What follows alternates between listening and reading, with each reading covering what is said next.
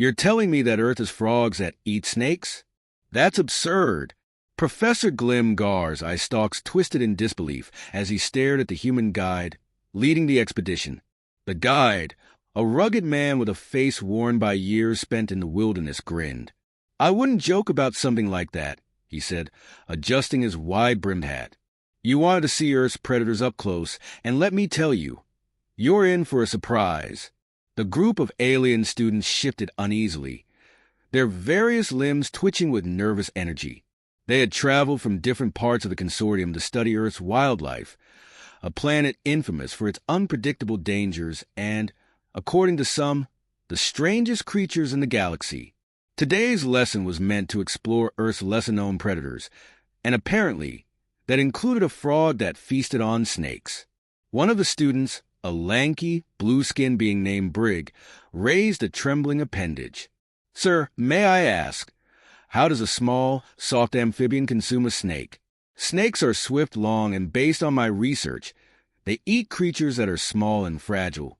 The guide chuckled and motioned for them to follow. That's what makes it interesting. It doesn't just eat the snake, it hunts it. A ripple of murmurs passed through the students. Professor Glimgar sighed, clearly exhausted by what he perceived as more human nonsense. This feels like misinformation. The guide led them into dense vegetation, stopping near a pond. Now, if you all stay quiet, we might get lucky, he whispered. They're sneaky little things, but they're out here. The students huddled together, scanning the murky water with apprehensive eyes. Brig leaned in, his nostrils flaring. It smells like damp decay, he whispered. That's how you know you're in the right place, the guide replied. Minutes passed, filled only with the quiet hum of Earth's wilderness. Then a rustle, a flicker of movement. Something bright green and deceptively small hopped onto a nearby rock. The alien students collectively recoiled. That's it? Asked Roar, a bulbous orange-skinned student. That tiny thing? It didn't look like a predator. It looked like something that belonged in a decorative tank, not in the business of hunting snakes. Its large, round eyes blinked, and for a moment, it seemed almost harmless. Then, something moved in the grass. A snake, sleek and sinuous, slithered forward. Its tongue flicked, tasting the air. The student stiffened. Here was a real predator. The frog was doomed, or so they thought. In a flash, the frog lunged. Its mouth clamped onto the snake's head with shocking force. The snake twisted violently, trying to break free, but the frog's grip was absurdly strong. Then, to the student's horror, the frog began swallowing. Inch by inch, the snake disappeared into its maw. Impossible, Professor Glimgar gasped. The snake's tail thrashed wildly before vanishing completely. The student stood in stunned silence as the amphibian, now victorious and noticeably rounder, sat contentedly on its rock as if nothing had happened.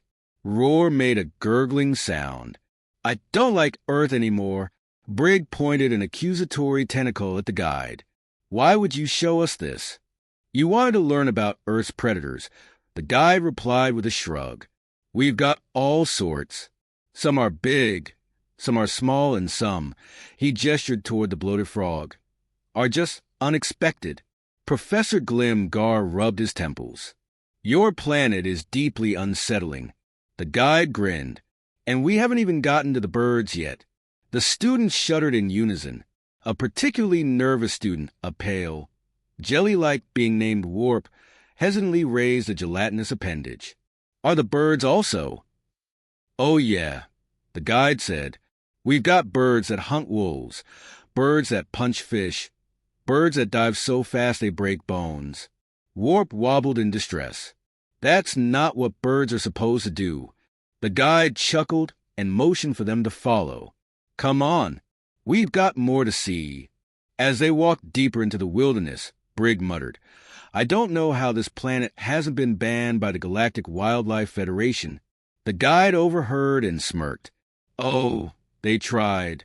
But the problem is, humans live here. And they're the craziest ones of all. The aliens exchanged uneasy glances. What was supposed to be a simple educational trip had turned into an existential crisis, and they still had half the safari left to go.